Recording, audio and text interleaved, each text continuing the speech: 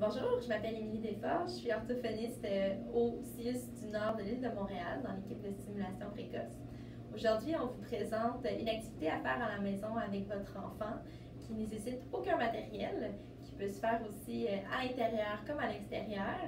Ça va vous faire bouger. Et aussi, c'est pour stimuler le langage de votre enfant. Donc, l'idée, c'est inspiré du jeu Jandy, que vous connaissez peut-être. Pour vous faire un peu une idée de à quoi ça peut ressembler, j'y ai joué tout à l'heure avec ma collègue Charlène. Jandy, tourne! Jandy, arrête! Jandy, assis-toi! Debout! Oh, t'as arrêté, bravo!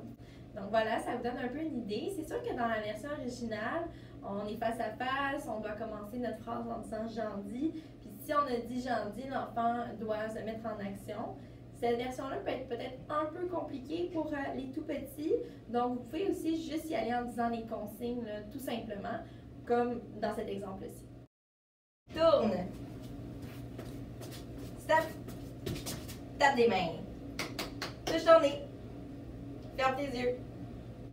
Voilà, ça me donne une idée quand on ne pense pas à Jandy, on fait juste donner les consignes. L'activité, qu'est-ce qu'elle vise à faire? En fait, elle vise à stimuler le vocabulaire des actions, aussi le vocabulaire des parties du corps, la compréhension des consignes et l'attention à ce que l'autre nous dit.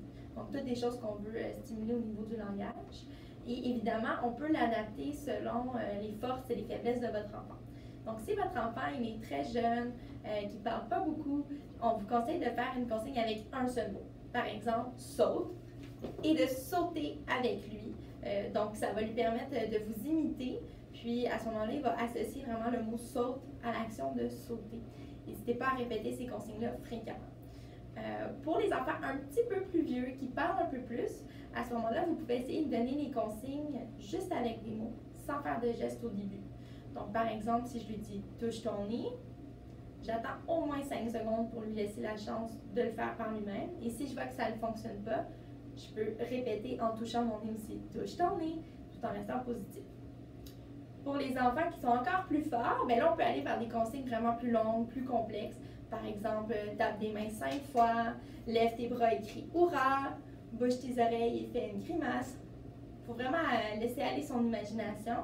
Puis, chacun votre tour, vous pouvez aussi demander à votre enfant de lui-même donner ces consignes-là.